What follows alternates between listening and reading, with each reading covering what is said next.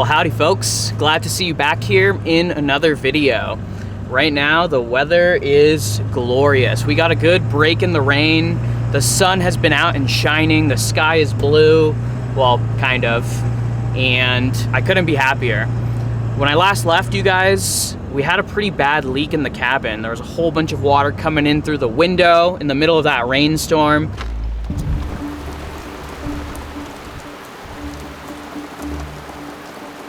Ton of water coming in through the windowsill right now. Literally a huge pool. Oh my gosh, this is not good. I really don't understand the leak that's coming from up here. Like, where in the world is the water coming from? Here we go again. And I was kind of thinking that I was a little bit screwed because it didn't look like there was gonna be a pause in the rain for a while. But as it turns out, this whole week has actually been pretty mild. We've had a great window of good weather, and I was actually able to spend a couple days taking the windows out and getting those completely resealed. Luna, are you on Kaya's bed? Look at this cat. She'll straight up just steal Kaya's bed sometimes. How do you feel about that, Kaya? Yeah, you don't care. That's all right. You guys are buds.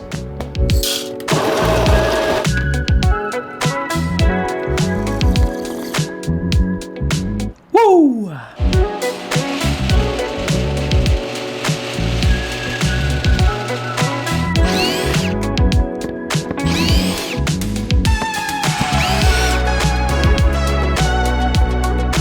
All right, I think I've identified the main source of the leaks that I was experiencing in the last video.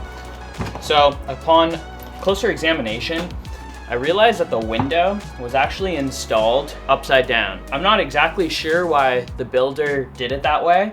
I do know that inside the cabin, the windows open like this, vertically, but I was taking a closer look at everything and I realized that there's a logo on the bottom there, so it's supposed to open sideways like this.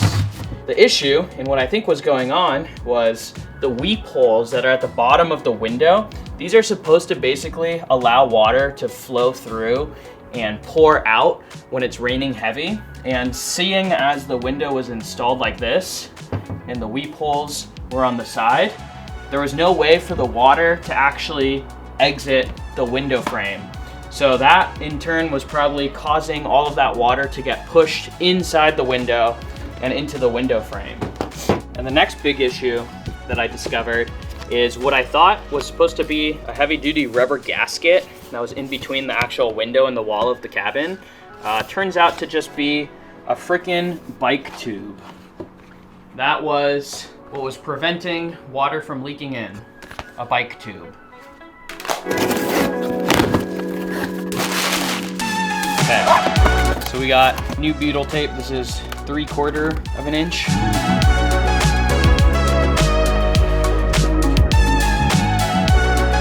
All right, and there it is, fully laid down. Much better, more watertight gasket than a bike tube, that's for sure.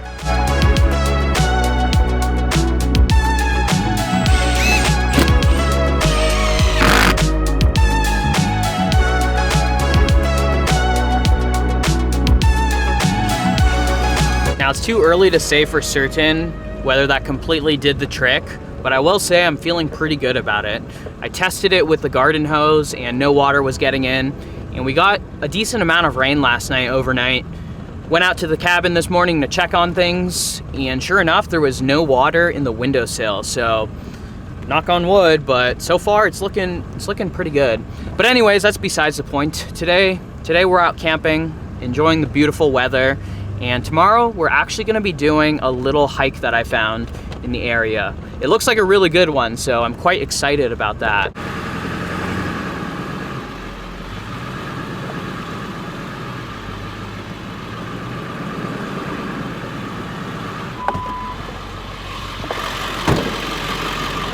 Well, this is where I was gonna set up camp, but there's this tent here. I don't know if that's abandoned.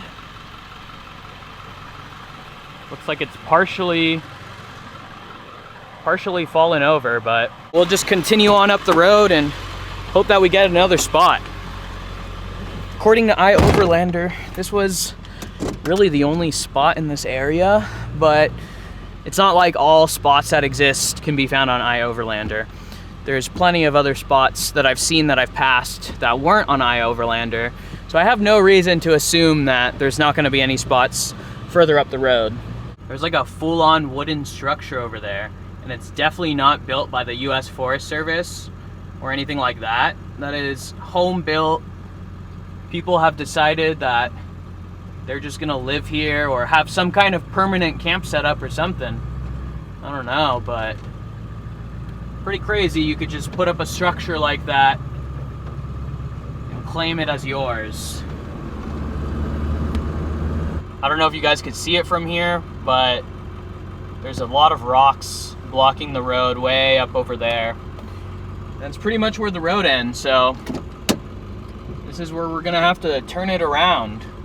There's a bunch more of those tents all around this area, so I'm gonna guess that those are all staging tents and people are using them for hunting. Back up there where the road ended, that's actually where the trailhead is for the hike that we'll be doing tomorrow. So I'm gonna try to find a camp spot in this general area.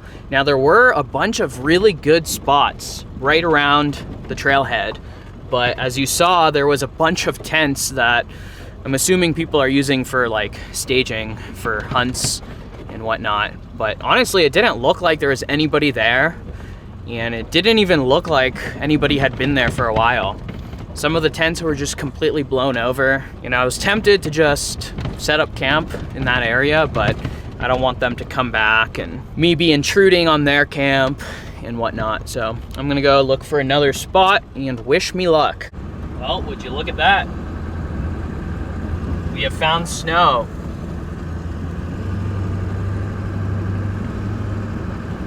Not a whole lot, but there's some. Oh man, that would have been the perfect camp spot. I was right about to pull in, and then I noticed that there was another tent over there. Beautiful view of Mount St. Helens in the background. You know, I would have expected this time of year to come up here middle of the week and have my choice of spots. But unfortunately, I guess in this area, it seems like all the hunters have beat us to it.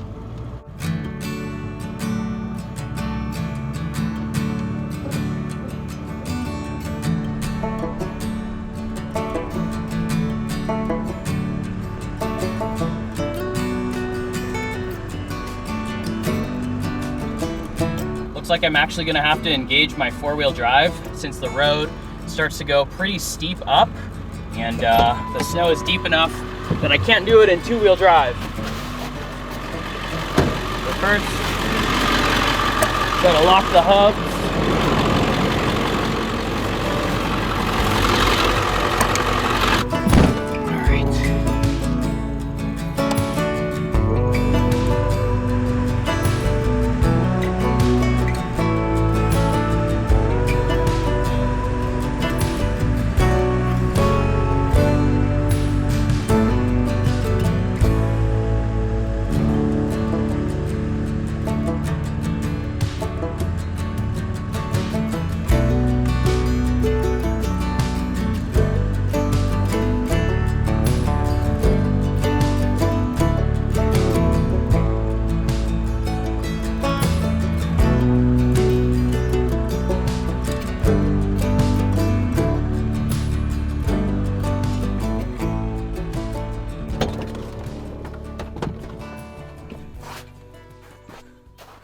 All right, well, we have made it to literally the highest point that you could drive to. This is actually where you launch if you're gonna climb or summit Mount St. Helens.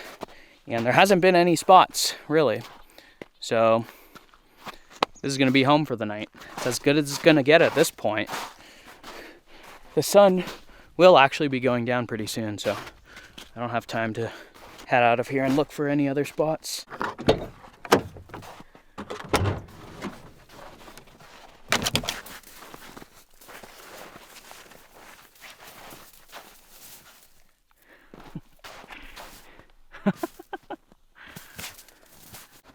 Man, we passed so many good potential camp spots on the way that were all taken by hunters staging for their hunts, which is unfortunate, but it is what it is, right? It's my fault for not knowing that this whole area gets completely taken over by hunters this time of year. There she goes.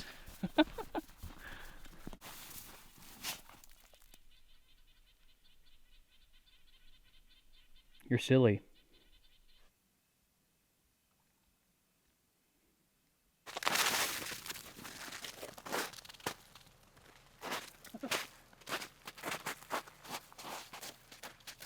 Over here. Yeah, I guess we're probably not going to really be able to play fetch, given that there's snow all over the ground and the ball just whoosh, sinks in and disappears.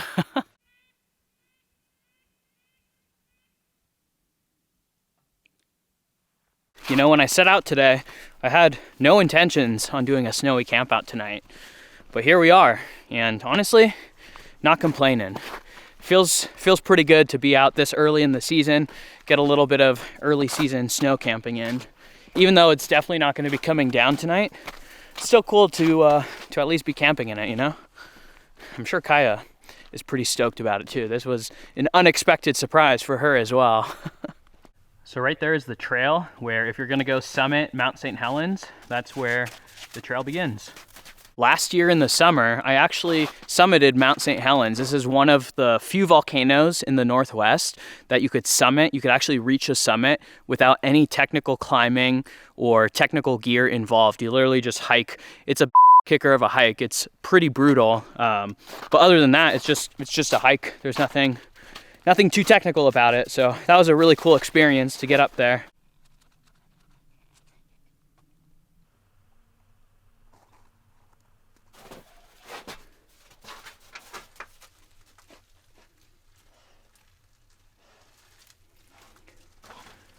Where are we? We are right here at Climbers Bivouac.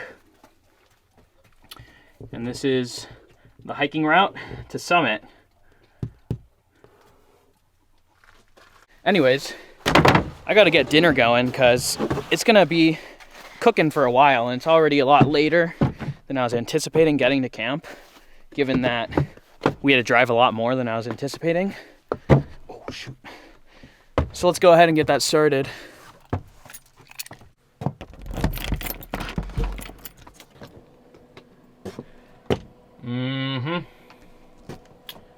Looks about right. Oh my gosh, every time. Clothes coming down, that's not too big of a deal. But it looks like my cinnamon, I guess, broke. Oh yeah, look at that. Cinnamon completely broke open. Spilled cinnamon everywhere, so every week it's something. Every week we're spilling something. At least the cinnamon smells a little bit better than fish sauce that we spilled last week. Unfortunately, I don't think I'm gonna be able to keep all my spices right here on this rack. We just drive on too rough of roads, and it's not really secure like that. I think there's other spice racks that I could get to hang there that would be more secure, kind of like a magnet, one of those, but that's a project for another day, I guess. Well, seeing as we're in the snow, I'm even all the more excited for the recipe that I'll be making tonight. I was anticipating a little bit of cold weather, but not exactly snow. Either way, Crock Pot. I got this not too long ago. Some of you guys probably saw that video, and I decided that I'll utilize it again tonight. And the recipe that I'll be making is chicken tortilla soup. Oh, the drawer. I cleaned it out as best as I could, but that fish sauce, I keep wanting to say fish oil. The fish sauce, that smell is here to stay. At least for a while. All right, let's get this going. I'm already hungry, and it's gonna be cooking in here for a while. You know, in the last like 3 or 4 recipes that I've made, I think we've started off the same way, with onions and garlic. Onions and garlic create a perfect base for like everything, in my opinion, you know? So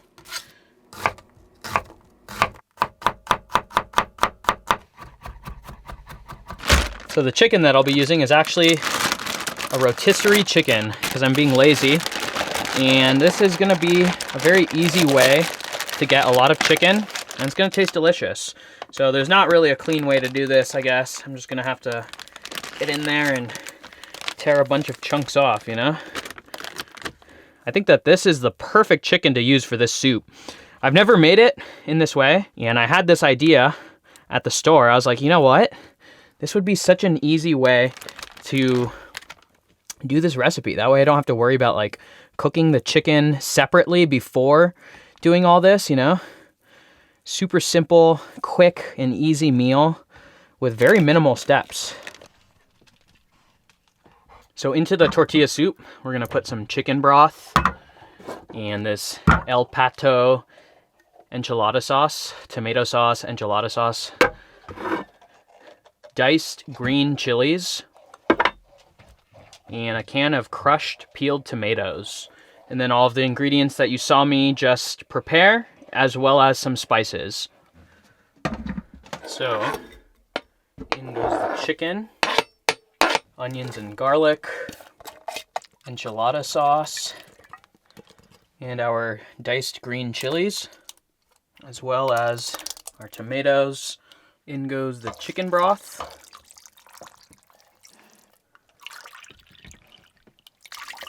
2 cups of water. Now we'll season it with a heaping teaspoon of chili powder, nice heaping teaspoon of cumin,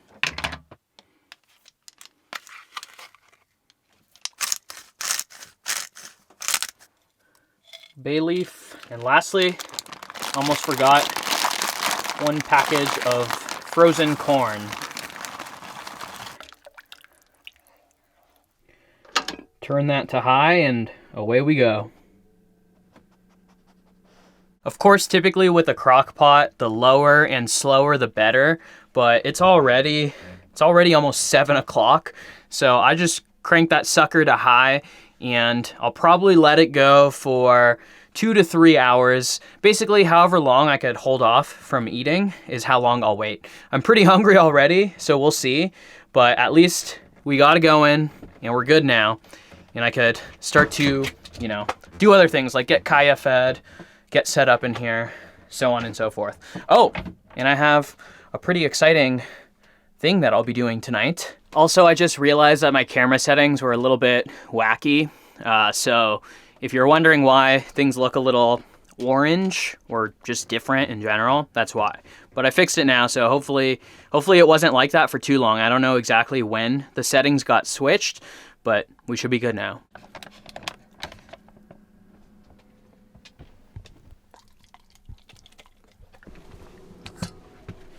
Break. I don't normally bust out the Starlink on these shorter camping trips, but tonight is a special occasion. Tonight we got something exciting going on.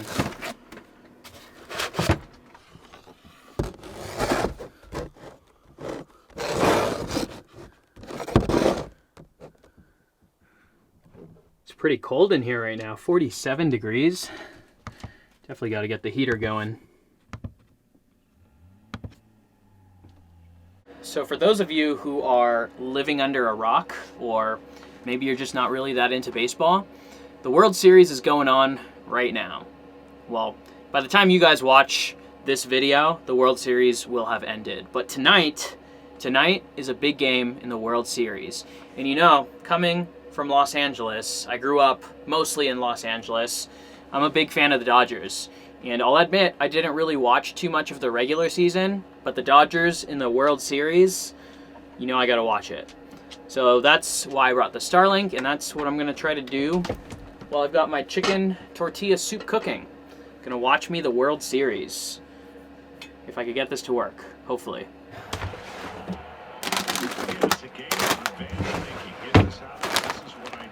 Tortilla chips and salsa, one of my favorite game time snacks. Check it out, I got a new salsa.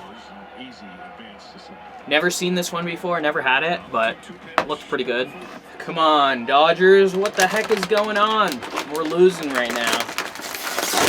But it's pretty cool that I could stream the game here from the top of a mountain. This salsa, delicious. Would definitely recommend if you ever see it at the store.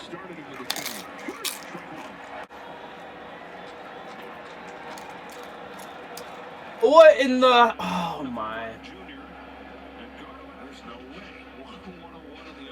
Couple bits of bad news, guys. First of all, the Dodgers lost.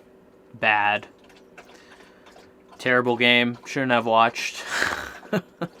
Oh, the second bit of bad news is that still got quite a ways to go on the tortilla soup, and I'm hungry. I know making a slow cooker meal that late in the evening probably wasn't the smartest idea, but originally I had envisioned getting to camp around like 3 o'clock, 4 o'clock, but I ended up driving for an extra, I don't know how long exactly, probably an extra two hours after my first camp spot didn't work out. So here we are.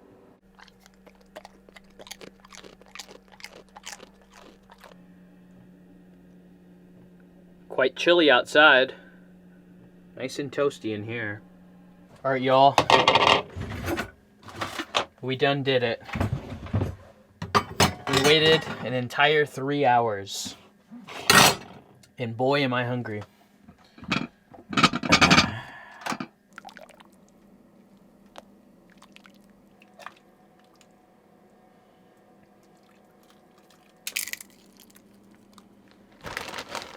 Typically, I would use like tortilla strips and I would bake them in an oven to make them fresh, but we're just using tortilla chips because that's all we got. Don't have a stove in here, and this will be just fine.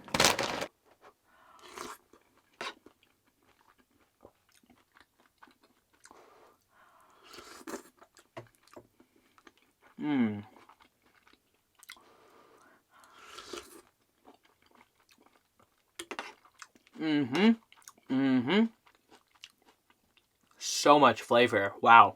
I can't imagine if you actually do like an 8-hour cook on low, it'd probably be even better. But this is good enough, honestly.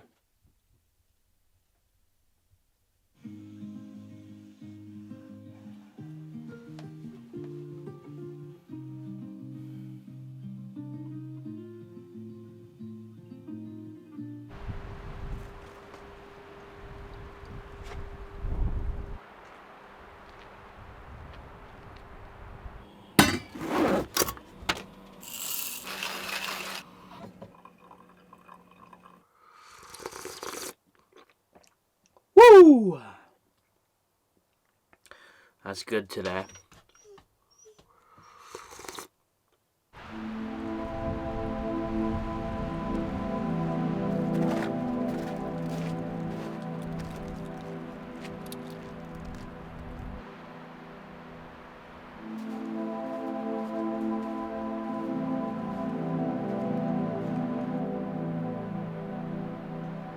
Little change in plans, folks. Today we're gonna summit Mount St. Helens. No, I'm just kidding, we're not gonna summit. But we are gonna hike up the trail for a while, instead of doing the original hike that we had planned. And the main reason is we're just so far away from that trailhead at this point. And also, since there were all of those hunting staging camps in the area, clearly it was a popular area for hunting. And I'd rather not go hike in a hunting area and really just have to like worry about that, get in people's way and whatnot. So instead, we're gonna hike up this trail for a bit. And from what I remember, when I actually did summit the volcano here, there's a pretty good junction where we're in the forest right now. The trail will eventually get to the base of Mount St. Helens, where things open up and you're basically above tree line. No trees, all just rocks from there. I'm thinking that that's probably where we'll hike to, because I'm sure from there it just gets pretty technical. But it really just depends how deep the snow gets. Not really geared up for any snow hiking.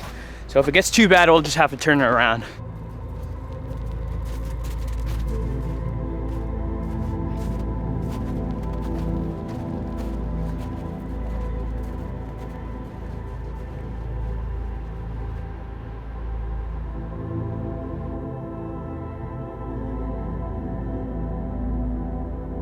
Just met up with another hiker and we were hiking together for a bit, and she told me that she was talking to someone else who had hiked the trail yesterday, and he completely summited just with micro spikes.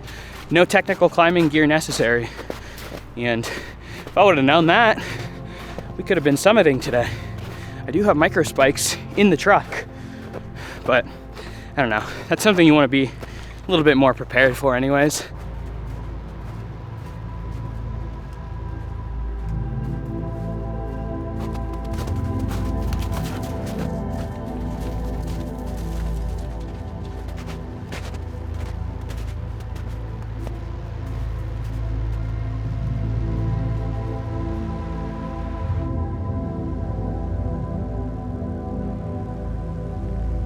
Sure is pretty out here. It does feel really good to be back up here in the snow.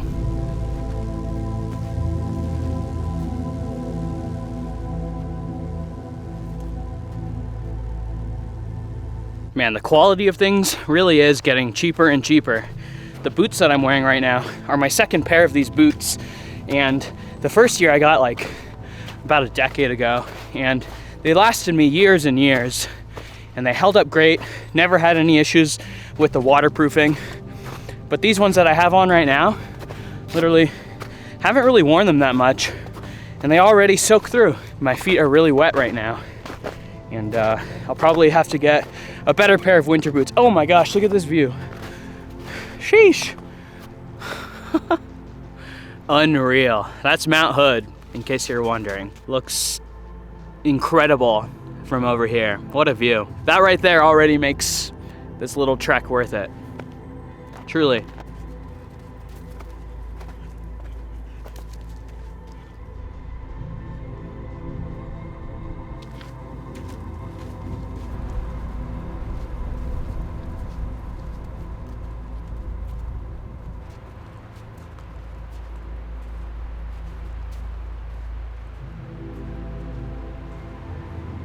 Monitor Ridge is where it starts to get a little bit scrambly. The tree line disappears and you're basically just going straight up, scrambling your way up rocks on the mountainside, all the way up to the summit. I'm thinking we'll hike up to the junction where Monitor Ridge begins, and we'll have some food, and then we'll turn it around.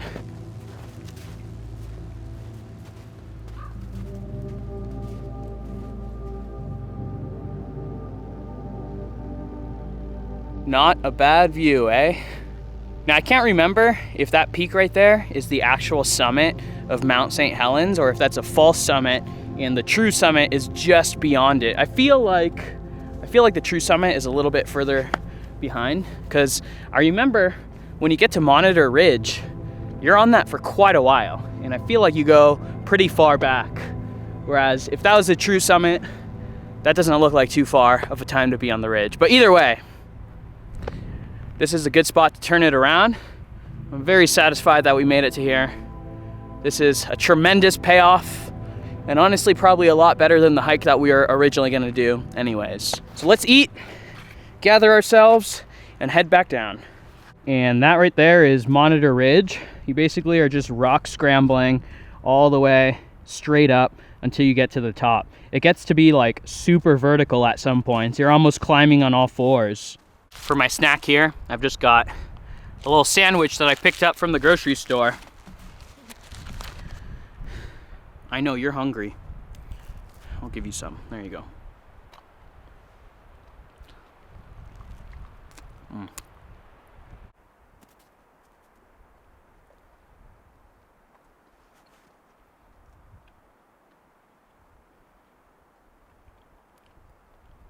Come on. All right, folks, let's head on down the mountain.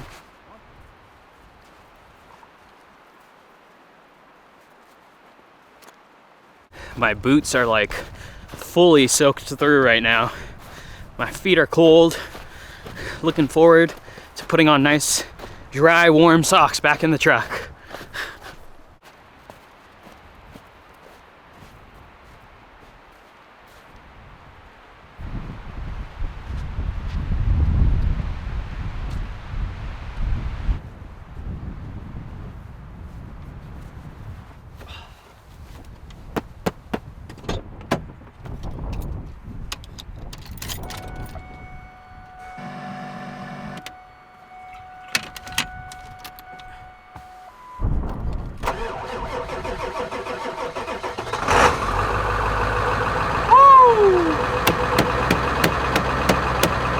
little bit worried all night about that, to be honest.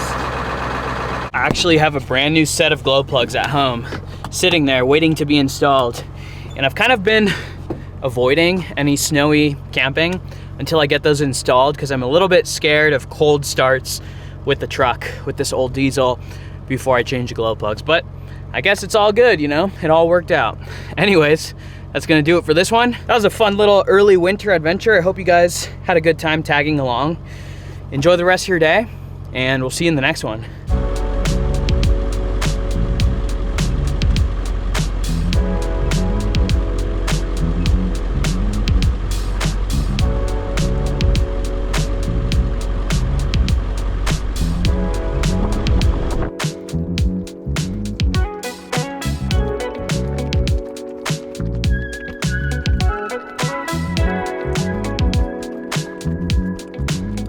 Look at that concentration. Pure focus.